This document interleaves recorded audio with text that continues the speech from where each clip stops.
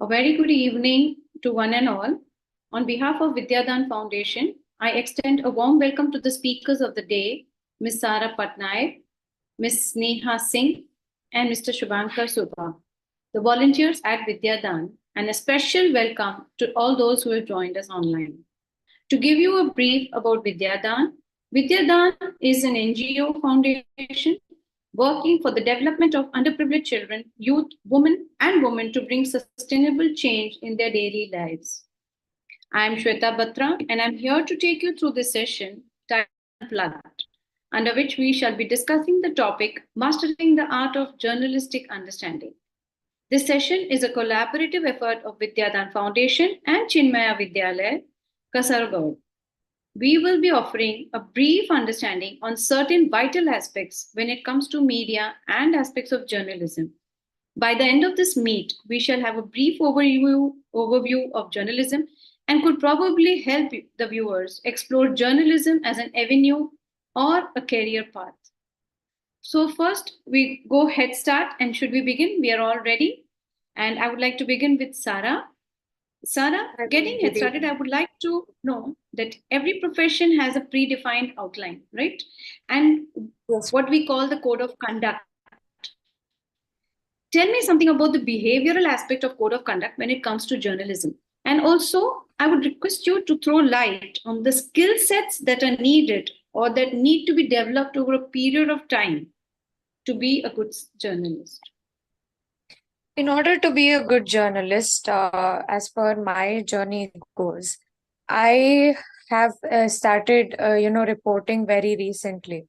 So for me, it always counts to carry a good, you know, um, the way you dress, the way you speak, the way you address people. And also, it is important to talk to people when you're going for a story, right? When you're going to find out something, you need to understand the motives, the intentions behind what story you're going for, and that pretty much shows in the way that you go and approach people, the way you talk to people, the way you uh you know um it can be very simple. And it also comes to a point where your biasness shouldn't be a factor that uh you shouldn't be biased. So everything in journalism must be according to what the accurate news is, or what the accurate information is.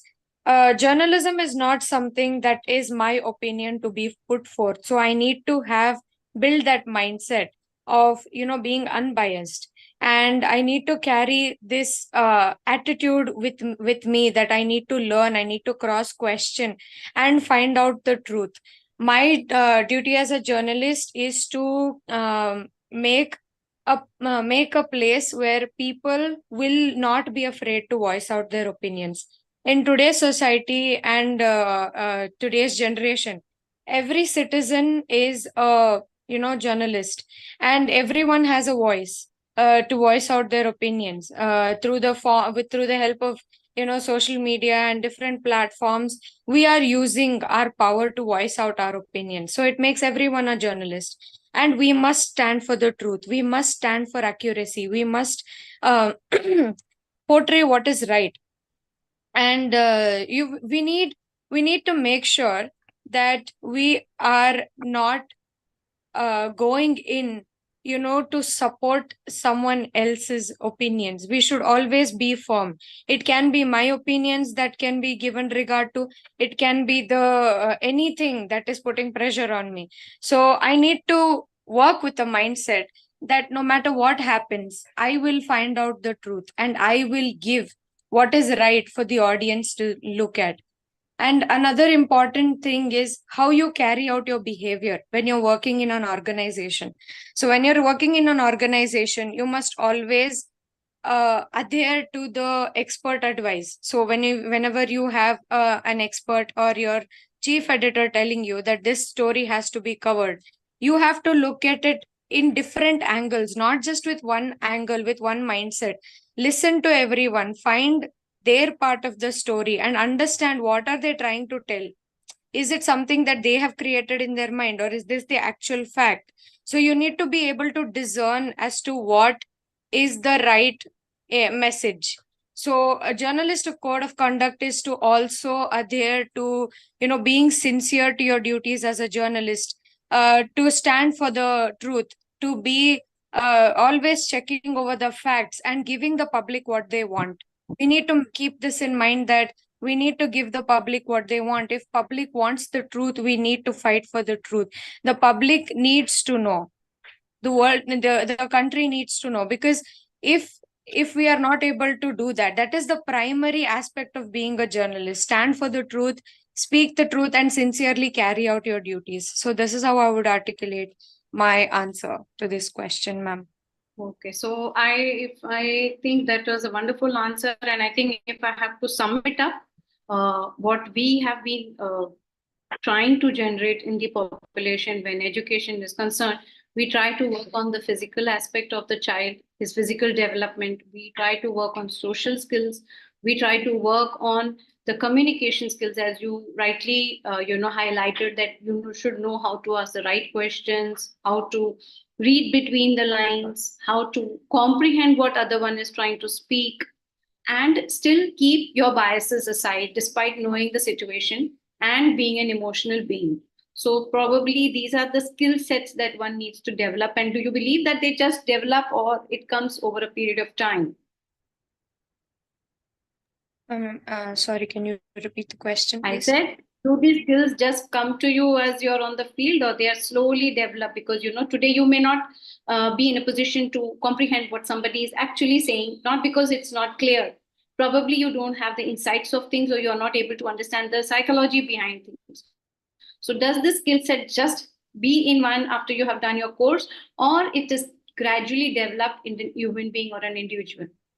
Ma'am, I would like to say that this comes with experience, because usually when we are studying journalism as students, we have this hot blood rush. Oh, I want to find the truth. Oh, I want to give the public what they want. But we never realize that there are, uh, rules, there are systems to be adhered to. We need to look at the society as to what they want. It is not about my emotional needs. My emotional needs might be, yeah, I will, go report, like, yeah, the Kargil war reporting that happened, by Barkadat. She went and reported it. So, at as we graduate, we have this instant blood rush that, oh, I need to do something big. I need to do something big. But it doesn't start like that. It always starts small, and you always learn by experiences. Skills are not something that Rome is not built in a day. So skills take some time. It takes some time to understand the situation. You talk to different people, you go to different scenarios, understand different cultures, different societies, the way they live, the way they function, the way a society functions. Only then you will be able to give, a good news story. And a good skill set is then developed when you understand how the society or the system works, and how the power structures work. This is how it goes. It's not one day that I go reporting and I can completely. There are always some areas where we will lack, and it always, by through time and through different experiences and different people. Especially one of my my professors, he was saying and telling us the other day, we always go with this mindset that, yes, I'm going to do this and I'm going to bring this out from this story, but there are multiple angles to the story. There are multiple aspects that come to the story. But what is the truth? What are you trying to find out? You should not just stick to one thing that is in your mind. So being unbiased and being open to learning. When you go to a field, you need to be open to learning, and then you have to listen to people. You have to listen a lot. Being a journalist, that is a skill that you need to develop. You need to listen a lot. So this is one way that I can say that skills do not come in a day or through one experience. It comes over time, and as many as stories that you write and publish, the more you will learn these skills. And also it comes through criticism, I would say. So sometimes when you write and publish certain stories, it might get a little, some people might take it in a controversial way, or you might have articulated in a way that might have not been the way that the public wanted it. So especially this happens a lot in regional stories. When you write a English news article, not many of the population of India is, educated. There might be like a certain percentage of the population that is educated. But when you write a regional news story, what happens is many of the journalists, they get criticized for what they write. So what I would want to understand is that you are saying is that it's very important for us to develop the skill to communicate in the manner where the population, the audience who's supposed to or whom you're putting it forward the person is able to comprehend and understand. Right? Yes, ma'am. What you are Yes, trying to, yes. and it is a skill which develops over a period of time, right? Right. So Yes. now when we have spoken about this aspect of, how do you go about with it, I want to know is that when and when you pitch it to your editor, because it's only once your pitching is successful and the editor gives his nod that the story will see the light of the day. So what Yes, is ma'am. that? What are those elements that one needs to consider? Fact checking, verification is something that you need to consider. Fact checking again goes in different ways. So, when you write a news story, you need to know who said. Suppose a politician would have made a story, okay, and he would have said a specific number, right? Ma'am, you're not audible, ma'am. I said I want you to consider the elements that you need to take care when you're pitching the story to your editor. Yes, ma'am. That is what I'm Yeah, so I articulating would right like now. you to think about the elements and let me elements that you would consider so that you are sure that the editor will. Yes, one of the elements, main important thing is fact checking and verification, understanding who has said the quotations. Suppose in numbers that there can be a very big difference. Certain news articles say a certain number, and then different news articles say a different number. So verification of the facts is really important because your editor will look into this. And another thing that they will also look into, is it hurting any statement, like sentiments of whether the public, is it hurting religious sentiments, is it hurting various other sentiments of the people as well. A public that is going to read your paper, that is going to read your article, is not just going to be the public, but various other news organizations as well. So your credibility as a reporter or as a writer, as a news story writer, will affect a lot in the long term, because it will also affect your reputation as a news outlet. So an editor will consider all these things. He will see whether you have done the fact checking correctly, what are the statements that they have done. And also I would like to mention that when you take statements of any be it a human resource, right, when you take a statement from them, always take an informed consent. You always must take an informed consent, because that also will be considered as a part of uh, when the editor is verifying and checking over your script. So when you go and when you ask for someone, could you quote on this, you always need to give them a choice and tell them, you can choose to quote on this, or you cannot. I mean, you can choose not to quote on this. So when you give a choice to the resource person, what they do is, um they might consider that choice and give you that quotation that you want, or probably simply disregard it. And sometimes what happens is, when you take recently I was writing a news story. So one of the ladies, she was a laborer, and she told me, please do not mention my name. So I had to make sure of not mentioning the name of the person or the personal details or whatever it is, because that is the consent that I have taken. So I had to mention that one of the migrant laborers who was working in this particular project. I did not even mention under who she was working, right? Because that again becomes a very problematic thing. So you need to make sure that people's informed consent must be taken, numbers should be kept in place, and also the editor will check if there is any biased or fake news. So any bias of mine can also go in as fake news in the public. So I need to make sure, as a news writer, as a news article writer, I need to make sure that I keep checking it over and over again. Is this something that I have, is this something that I have written, or written in the sense like, is this something that is of my own thinking or my own articulation of things? Is this the fact? Consider all sides of the story and give a proper, gist of what happened. And you need to, don't beat around the bush. Get to the point. In the beginning, what he will see is, he will see the 5 W's and 1 H. Now, what are the 5 W's and 1 H?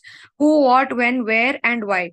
So you need to clearly write as to what happened, when did it happen, where did it happen, why did it happen, and with who did it happen, and all of these things. And a very small gist.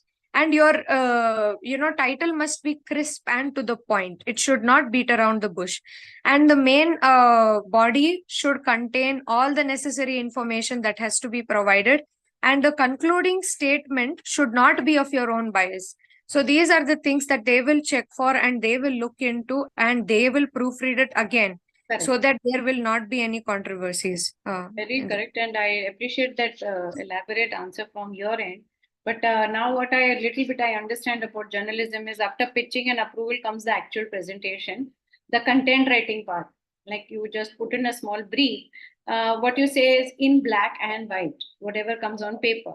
What are the crucial elements that need to be considered while writing the report? And after all, that's what meets the eye, right? And the audience are going to read as it is, where it is. So now I would want to come to Ms. Sneha, and I would request her to bring forward this aspect to us. Sneha, can we have you on board? So basically, by content writing, it is the process of creation written material for various purposes, like platform and audiences. So this written material, such as content, can include articles, blog posts, social media posts, website copy, product descriptions, and newsletters. So content writers are responsible for crafting engaging, informative, and relevant content uh, that intended audience.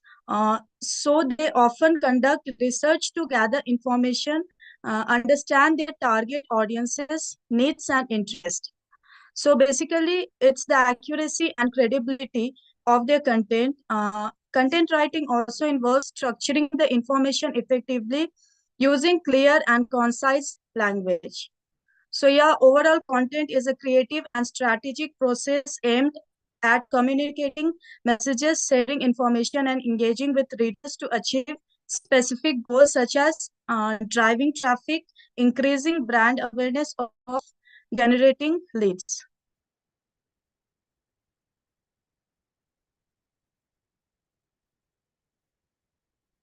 I just want you to further on to tell me, when you say that your piece of information should be engaging for the audience, after all, that's the objective of putting out an article or a news report or any, piece of work. Now, when you say that it should be engaging, first of all, you obviously have the intended audience in mind. Agreed. Right. But when you say engaging, what are the very few elements that which you cannot avoid? So can you just throw some light on that? When you say you have to make an engaging piece of information, how would you go about it? What would you consider that, I would okay, like to this needs to be complete? Okay, so I would like to discuss about some important aspects, which You're gone mute. is understanding the audience, knowing the content is for help tailor the message and ensure with the intended readers. Basically, you will have to be clarity and conciseness. Communicating ideas clearly makes the content more readable and easier to understand. Basically, and the other point is research. So conducting thorough research ensure the accuracy and credibility of the content, providing valuable information to the audience. And it highlights engaging storytelling also. So basically using storytelling technique can captivate readers and make the content more memorable and enjoyable to consume. In content writing, we obviously need grammar and style. So maintaining proper grammar, punctuation, and style enhances the professionalism and credibility of the content.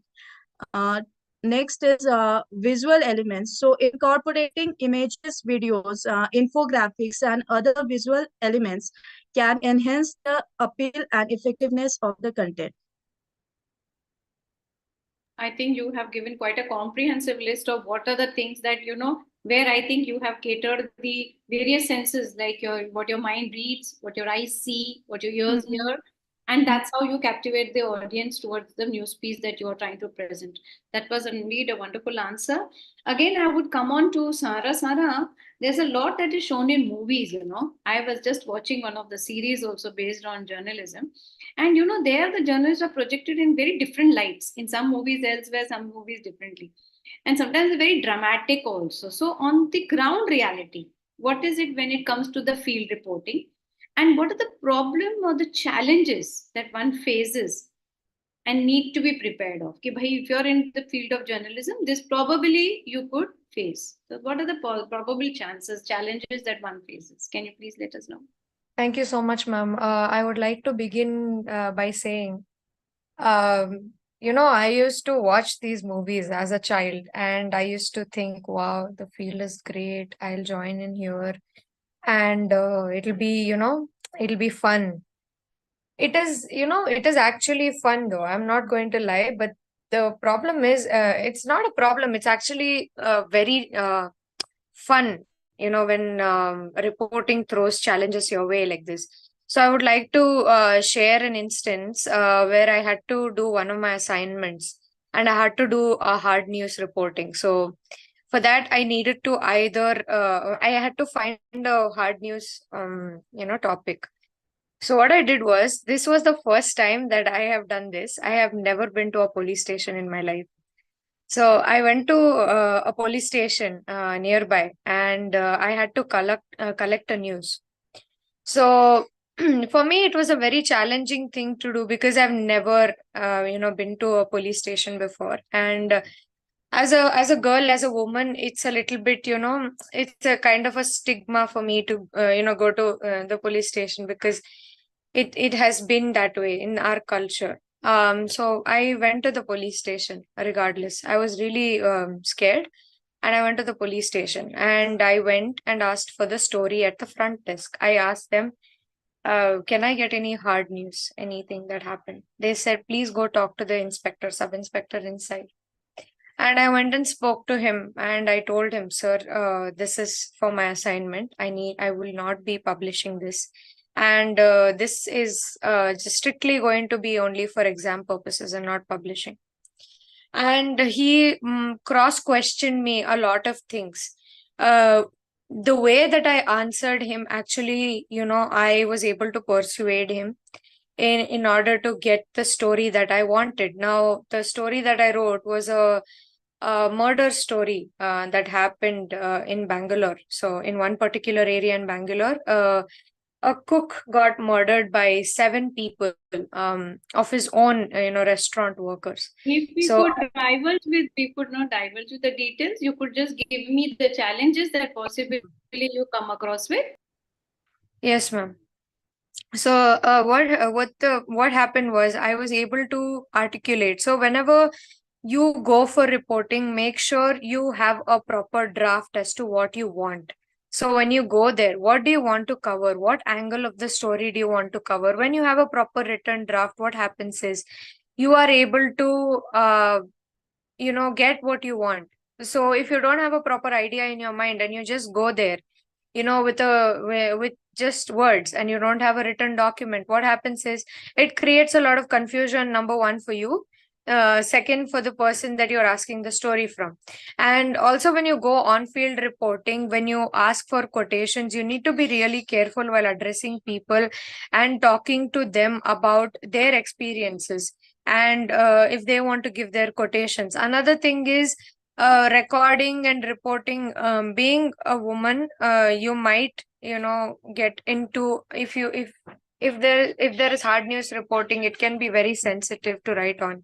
So there are multiple challenges that you come across. Some days we go without going home. Some days we go without sleeping. Some days it's very challenging, but it's fun at the same time. Once you get a pitch, once you write the story, it is very satisfying for a person. So you go there and you engage in a way that will persuade them to give you their story and their side of the story. And remember to be always polite. There will always be people who will be rude to you, because you're a journalist, and you face this a lot in the current world. In the contemporary world, you face this a lot. So when you go there, you need to be very specific on what you want and how you need to deal with people. You need to talk to people in a polite way, a nice way. Always, presentability is a seed of favor. This is something that I would say. Wherever you go, be presentable. Have an attitude of presentability. Dress up in a presentable way. Talk in a presentable way. Have a draft ready, or do everything in a systematic manner, so that you will not have to face a lot of difficulties. There will always be challenges, but these are some ways that you can avoid a few challenges for yourself. Okay, so if I have to sum it up, what you need is persuasion. You need a structure. You need to be specific. You need to have the presence of mind, and you need to be safe. So there are probably things like where you could always be with people with you around, also well informed people, your family and all should be well informed as to about your whereabouts. Yes, that's how I think probably one should prerequisites of any job. I'm not only talking about this particular field, but it's a prerequisite in every place, that when you are out and all your people are well informed at home, right? Right. That's a wonderful insight, Sarah. Thank you so much. We have Shubhankar here, whom we have not yet started talking, and now we get started with him. And from you, Mr. Shubhankar, we would like to know that we are all living in the age of social media. That does not need to be repeated. But as we know that every coin has two sides, and so does social media, right? Yes. Considering the upside and downside of social media, does journalism work? How does journalism work along? And how is it looked at when we are considering it with the aspect of social media? So if you could please generate some of your thoughts for us, that would be very nice. Yes, ma'am. So basically the question was how social media and journalism go hand in hand in today's time, right? Okay, ma'am. So when we talk about social media and journalism, I feel like social media has become part and parcel of our daily lives. As in earlier, when media started as a news platform, giving out news to the people, I feel like then the journalists and everyone, they were like more driven by the ethics and everything. But then when we talk about social media, there is no filter to it, and I feel like anyone and everyone can be a part of social media, and they can give out fake news. And yeah, social media can be good and can be bad in today's time in terms of journalism, because I feel like when we look into cities and big places, I feel like people don't have that time anymore to sit and listen to a radio, or just open the television and spend hours listening to the news and stuff like that. So social media, in a way, we have Twitter, we have Facebook, we have Instagram, and we have YouTube for that matter. And I feel like these platforms have been very accessible to the people in terms of getting news that way. But then at the same time, we see that when in wrong hands, social media can be used by people, and they can as in they can come up with fake news. They can uh, create misinformation among the public. So yes, ma'am, that would be my take on social media and journalism go hand in hand in today's time. Okay, so as we were kids, we used to always have this topic, TV, television, a boon or a curse. So similarly, today now I think the topic is generally social media, boon or a curse, and it's for us how we use it to our benefit rather than just abuse it. And that is what I believe. So to sum it up, I think Yes, ma'am. what we are Yes, ma'am. talking about is as I think Sarah earlier said that all are becoming journalists today because everybody is sharing piece of information. So what Yes, we ma'am. need to remember is the 2 R's, that is responsible reporting. Whatever you are putting out on this thing, we need to be humanly and socially responsible for doing that. Having Yes, said ma'am. that, I would like to also know that that it is said that seeing is believing. Right? Mm-hmm. You have always learned this, and with unmatched pace of development in the field of technology, we Yes, ma'am. come to realize that even we put all our senses together, we are unable to land to a conclusion whether the piece of information is actual news, fake news, or it's a propaganda. Mm-hmm. Would be very nice. It would be very helpful to the audience if you could just explain to us as to how we as consumers can learn to differentiate, because we try to consume everything that comes and meets our eye. So it's for you. I request you to throw some light so that we as an audience are able to get an insight to this very, very, very crucial and important aspect. Yes, ma'am. Uh, so basically, when we talk about the news, the true news that could be out there, and when we talk about propaganda and everything, and the fake news and stuff like that, so I will talk about there is one theory called manufacturing consent. So what basically happens is these media houses are big corporate houses, right? And their main aim is to make money and make profit out of it. So there are five filters basically that these media houses are following in order to make profit.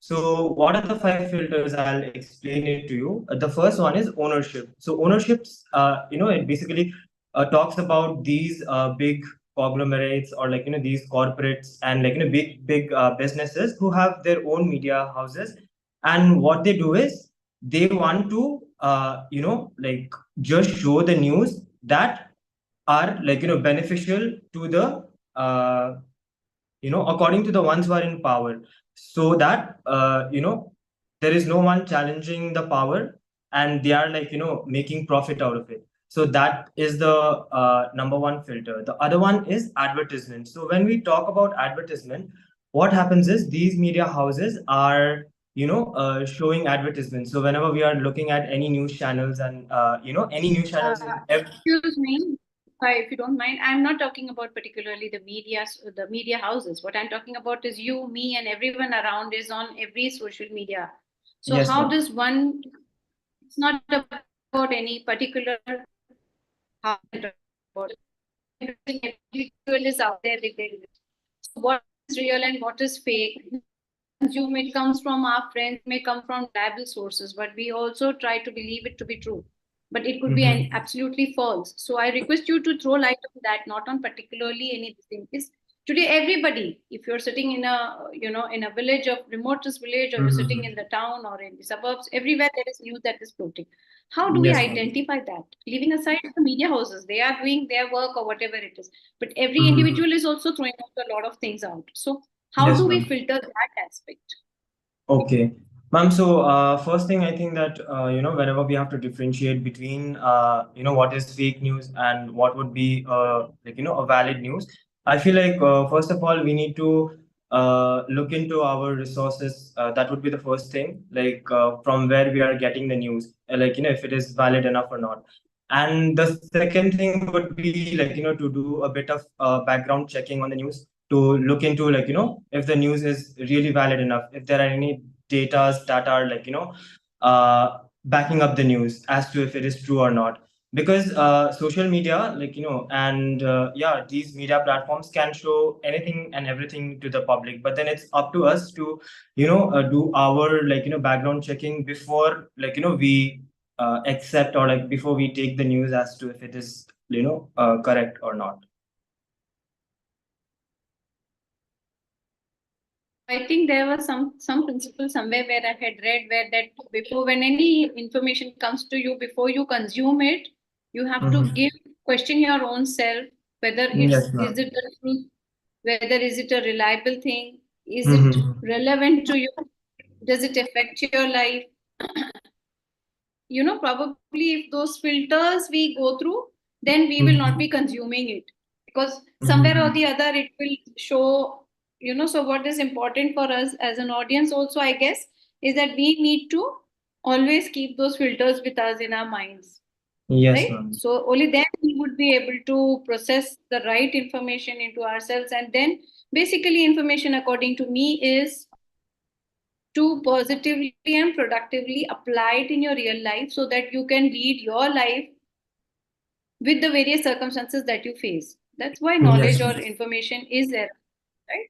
So if that is contained, then, or if that is only not workable, then there is no point of that knowledge. So best is to have the right knowledge, the filtered knowledge. So I guess, as we say, responsible reporting, we also need to adopt to a responsible assimilation process. Yes, ma'am. That's right? Yeah. So then is where we would be able to strike a balance between the, it's no point playing the blame game. Yes, ma'am. Right? So it's best to be responsible is the basic thing that I guess, if I sum it up together. Yes, ma'am. And when you say truth, that is always Satyamev Jayate, that we have been learning from our childhood. So these two aspects are taken care of. I think we have taken care of most of the problems that could come across, and we are evading them in that manner, right? So Yes, that's a wonderful take on your end. I really appreciate this a lot. Now, I would believe that we are having still some time left to our hands, and we also have a very young, probably budding journalist with us, and I guess they are also prepared with some questions. So, what we could do is we could formulate a small pattern. Since you always said, Sarah, you said we should have a structure. So we'll have a structure established where we would request the participant who's going to question, raise the hand. We unmute that participant. The person who's going to answer the question can raise the hand, and the speakers will be unmuted. Fair enough? So there shall be no commotion or overlapping. Request you all to keep your screens, your audio visuals on. And yes, who out of the 3-4 of you would first put forward the question?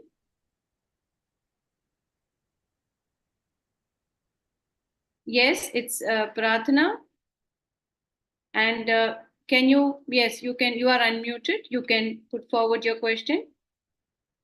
Good evening, ma'am, and good evening, others in the meeting. So I am Prarthana, and I'm from Chinmaya. So I have basically a couple of questions, and my first question would be, how do you verify information before publishing a story? I would want the speaker to raise the hand who is volunteering to answer this question. Shubhankar, Sarah, or Sneha, who would be answering? Yeah, Sarah has raised a hand. Can we unmute her? Yes.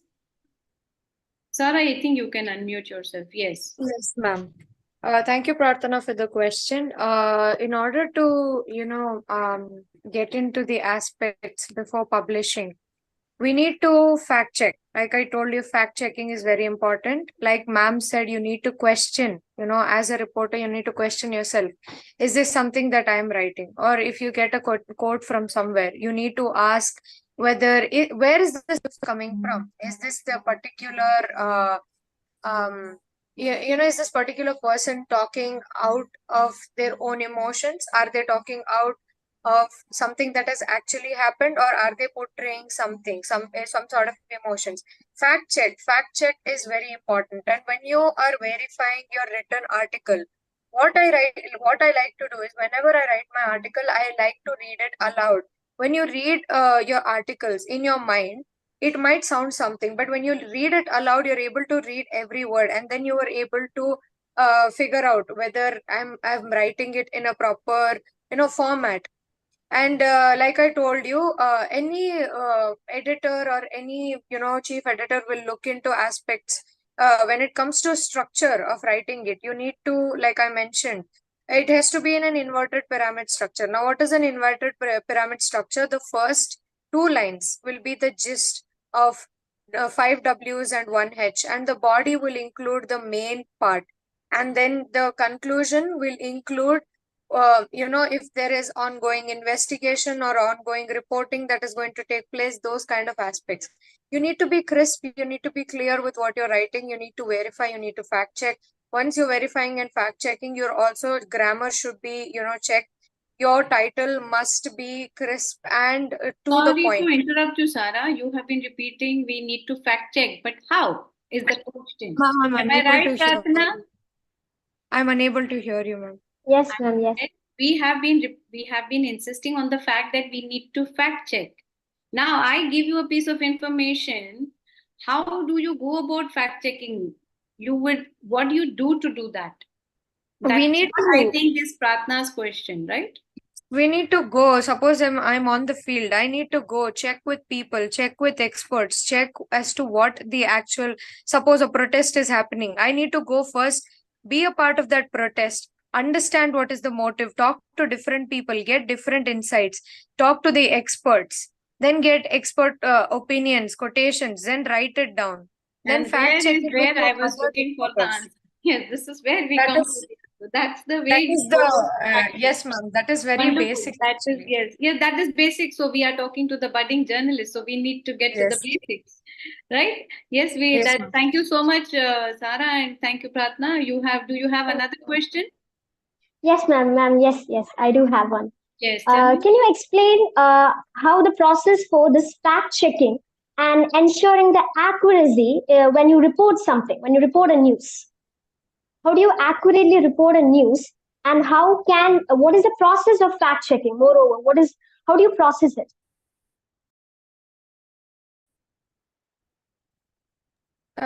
Should I answer the question, ma'am?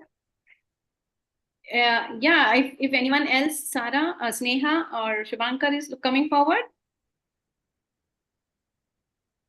Sneha, can we have you to respond to this question?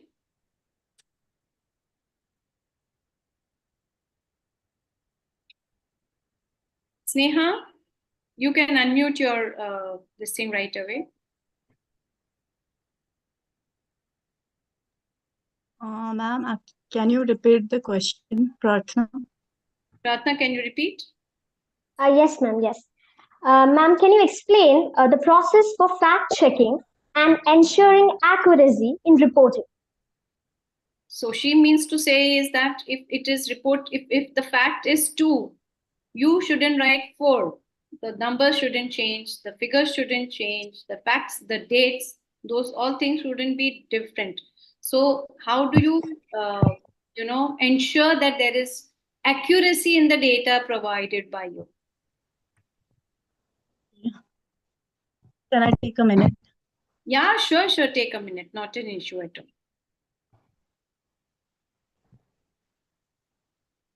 So basically, fact checking is a crucial step in ensuring the accuracy and credibility of the information presented in content.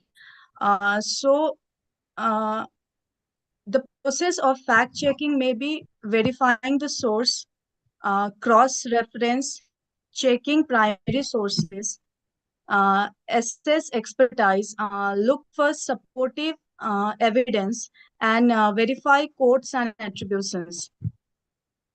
So I think that answers your question, Pratna. So if you tick all those check boxes, I think you have an accurate information at hand. Am I right? Very good question. Anyone else coming forward for a question?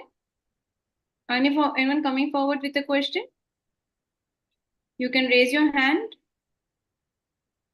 Sheetal, Harini, Arshini, Aswari. Who's asking? Hello, ma'am. Yes, Arshini. Ma'am, I do have a question. Please. So, how do you protect the privacy or the rights of the individuals who are mentioned in your stories if they do not want to be revealed? Yes, Shubhankar, can you take the question? Mr. Shubhankar? Yes. Yes, ma'am. Can you please take the question? Yes, ma'am. Yes, ma'am. Hi, Harshini. So your question was, how do we protect the privacy, right, of the Yes. people who don't want to be revealed in the report or the news? Is that correct? Is that the question? Yes, Very ma'am. correct. Very Okay, correct. so I feel like, when we are on ground and when we are reporting, yes, ma'am. So I feel like, that is one thing that we have to keep in mind before reporting, or like before asking any questions to anyone, or even, like as journalists, we have to go on field, we have to collect data, we have to collect, information, and at times we have to collect pictures also. So I feel like, that is the most ethical thing as a journalist we can do. Like, we are supposed to keep in mind that before anything, we have to take the consent of the other person. And if they are not okay, and if they don't want to be revealed in the news aspect, or like, in the reporting, then I feel like, we should respect their choices, and we should, like, we can like refer to them as, like, a person, like, or as anything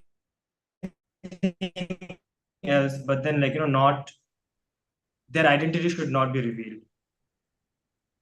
So also, if Ma'am? I'm really not wrong, at the end of the article, you all put it in bracket, the names of the people have been changed.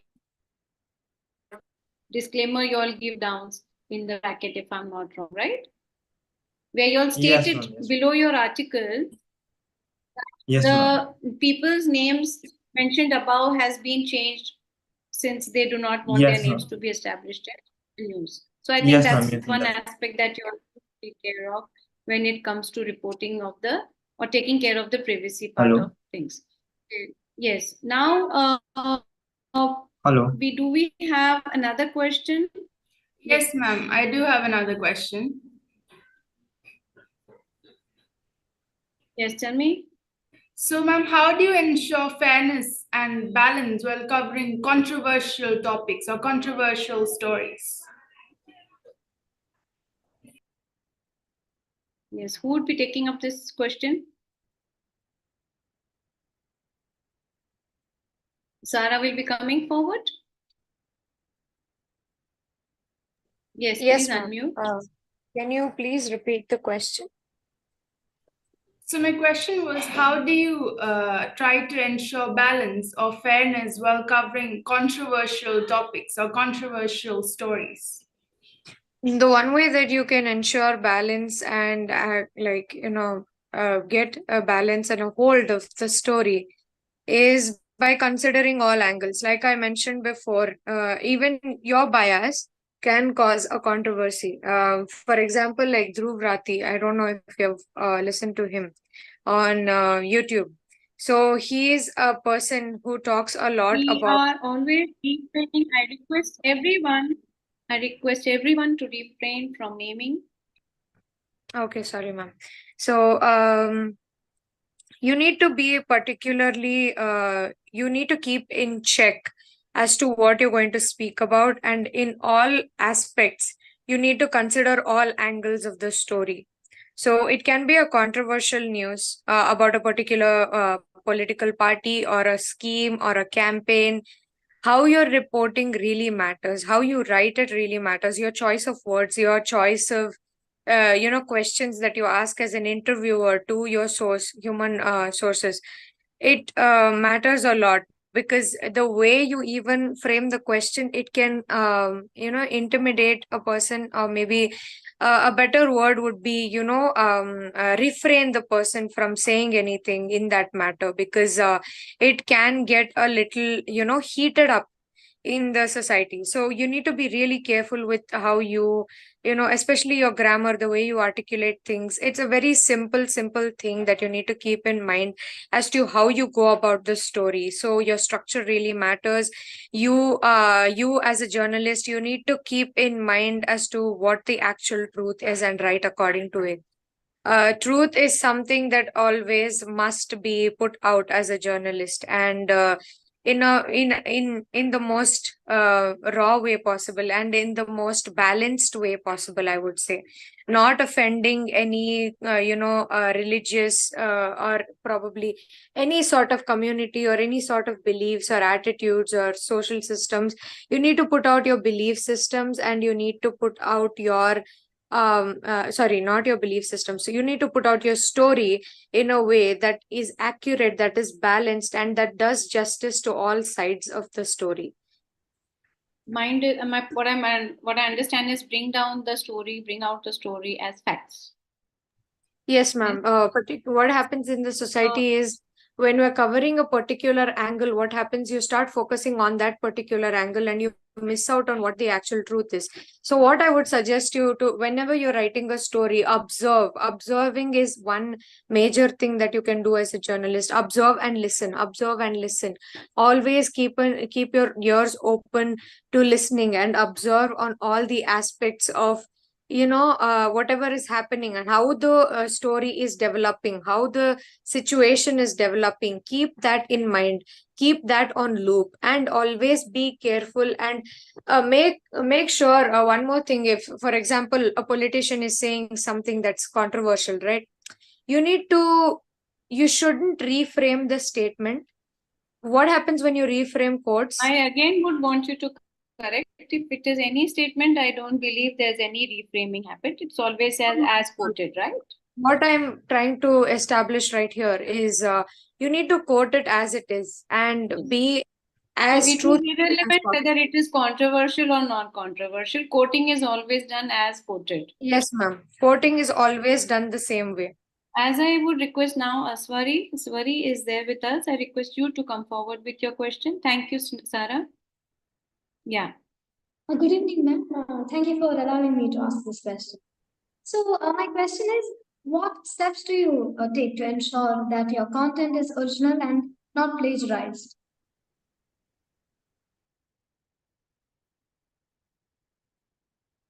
Yes.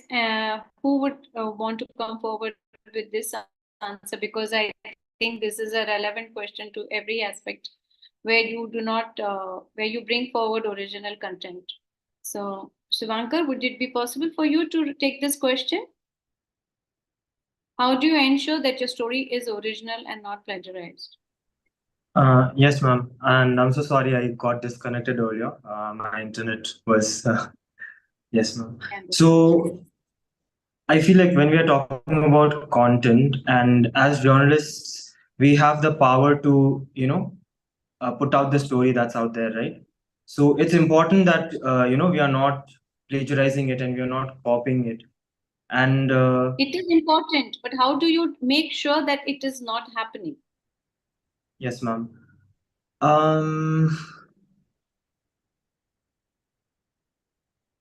As in like that we are not plagiarizing it, right, ma'am? It's an original piece of work. How do you ensure that? Is by creating one, right? Yes, ma'am. Exactly. I feel like it's all about your own ethics, and it's all about how you go in the field, how you collect data from people, and you come up with your own content rather than copying it from somewhere, or in today's time it's very helpful, the AI that's out there, that can be very easy for us to generate content online. But then as journalists, I feel like we should be true to ourselves, and we should be able to bring out, go on the field and get the information. Yes, ma'am. Absolutely. The first hand information, if I'm not wrong. Yes, ma'am, that's correct. Wonderful. Yes, Asari, am I pronouncing your name right? Yes, ma'am. It's Asawari. Asavari. Okay, Asavari. Do you have another question to put forward? Ma'am, I do have another question. It's would you be able to throw some light on journalistic ethics and what would happen if it's violated? I think let's throw light on what happens when it's violated rather than, because we have already got this thing on ethics. Let's go about what about its violation. Yes. Who would be taking this answer? Sneha? Madam Sneha? Can you please unmute and come on, put on your camera?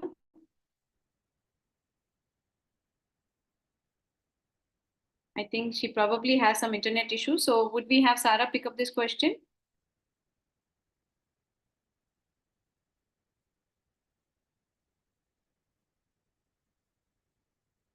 You're unmute. Please unmute. Sarah, please unmute. Yes, ma'am. Could you repeat the question, Asavari? Ma'am, it's what will happen if the journalistic ethics are violated, the codes are violated? Thank you so much for the question. My answer would be true journalism would never, come. That is how simple it is. Because if you're not bringing out the truth, you're then just a dancing puppet to, to yourself, to the society that trusted in you, to the government that is, kept you there as a, as you have that responsibility, you have that power to bring something to light.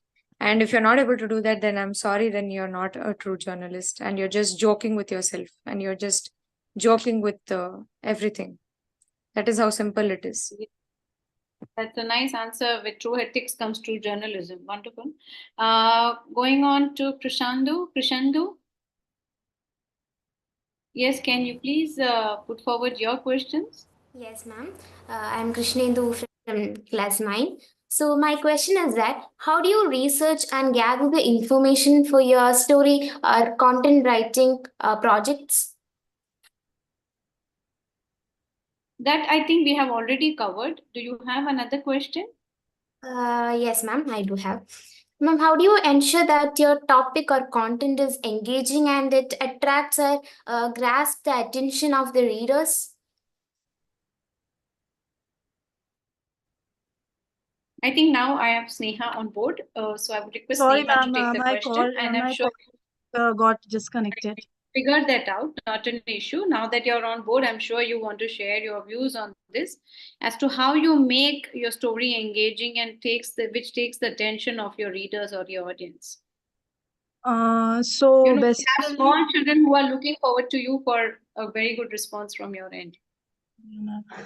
So basically, to ensure my content in engaging and grab the attention reader, I start with a captivating hook, tailor the content to the audience interest, and use clear language. I incorporate storytelling, break up the text with visuals, and provide valuable insights or solutions. So these strategies aim to maintain reader engagement throughout the content. Very crisp and super answer, because I think it gives you an overview. And if I'm really not wrong, bringing all that we have heard today has been a very enriching experience, right? So we are on time with our session. Is there any other question that comes from of your sleeves? Any of you? Any of the participants are wanting to ask another question? Yes, ma'am. Sheetal, I don't think you've asked your question, right? Sheetal, can you please put forward your question and we can have a quick answer? Yes, ma'am. So my first question is, what are some common characteristics or indicators of fake news? Oh, I couldn't hear you clearly, my Of child. fake news. Characteristics of fake news. Yes, ma'am. That's What what are you're some characteristics or indicators of fake news? indicators of fake news. And I think since who would want to cover this question out of the three of our, esteemed speakers? Yes, Sarah is ready to go. Yes, Sarah. Thank you so much, Sheetal. The one way that you can figure out if this news is, fake or if it's real. So we normally on social media, this happens a lot. People come across so many videos, and usually always how do you figure out is one simple crisp thing I'll tell you. Always a fake news is taken out of context. Suppose you go see a reel on Instagram, there is always a 15-second snippet as to one thing that is happening. But unless and until you go watch the whole video, you will not understand as to why, it happened like that. So you need to always understand where your news comes from, who are the caterers to your news, who is, what are the sources. So, there are wonderful news organizations that were, started during the time when there was an autocratic government in the Middle East. I would not like to take the name because I'm refrained to do so. That organization has fought against dictatorship and has bought into many countries a democratic, a platform. And that is one of the leading news organizations and the most reliable organizations that any journalist would refer to as news. And it's a 24/7 organization. I would like to tell you that fake news always comes out of a context. So it is always taken out of context. You have the full scenario and something's been taken out of context and a controversy has been made. One is that way. Second thing, you have unnecessary, there are people who will just come on board without any statistics, without any prior research. They just say something because for the factor, for the sake of saying things. So we have people who will come on board and then talk about it. This happens a lot in news organizations where anchors come and they speak without cross-checking their facts. This can also go out as fake news. That might not be intentional, but it happens sometimes. You need to be really careful while you give out your news. You need to cross-check, you need to fact-check, you need to verify. And as audience, one more thing that I would like to tell you is watch organizations, watch news channels or cater to news companies which have a basis, which have done fundamentally something huge in their career. They have a huge reputation in certain reporting. So it can be something related to their history of reporting. They could have done something significantly great when it comes to achieving something or societal development. So look into news organizations or companies that cater to the What you're trying to the to truth. probably say, Sarah, if I may say, is that you go for authentic outlets. And if the news is covered there, you probably need to consider that this is an authentic news. Yes, If ma'am. That news agency or that platform, if I may say, right? Yes, you need to look into the history and the reputation of what groundbreaking, news coverages they've done and what is the impact that has caused. So look into such things and find reliable sources to, go for your news. Do not watch something on Instagram or even in shorts. In shorts is a very, I'm so sorry. There are some apps. I'm so sorry. There are some. I think as a journalist, my dear Sarah, we need to first have that in place. Yes, there are some platforms which cater to that set of yours. There are some platforms that cater to a very short snippet of news. So I would always like to encourage you to go and look at, even if it takes time, you need to understand as to what is actually happening. So you will not miss out on the true facts and true incidents. And please look out for some social media sites that would just claim. Also look into their bibliography. Bibliography is a section where they will mention where they got this, news from.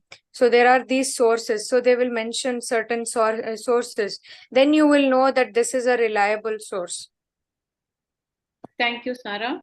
And I think it was a pleasure to have the three of you on board, and you have given us some really good responses and valuable insight to understand a bit about journalism. And thank you so much for that, honestly. And to my audience, I would like to say, if this session has triggered the journalist in you, or you want to assess yourself, it would be a great idea to prepare a report of today's webinar. Who knows, this would be your first step towards journalism. A great nation always needs good and responsible journalists, after all, right? So if you feel that you want to look forward to this as a career, this very webinar can be created, a report can be created on the same, and probably you could share it with some of your elders or your teachers, and you could, you could self-assess yourself, or your teachers could assess you as to where things have gone haywire, or where you should have pinpointed things. Yes. With that note, I end today's session. Thank you so much to the three of you. Thank you so much, VidyaDaan, for giving me this opportunity to be a part of this session and interacting with such lovely young budding journalists. Thank you so much. Thank you so much.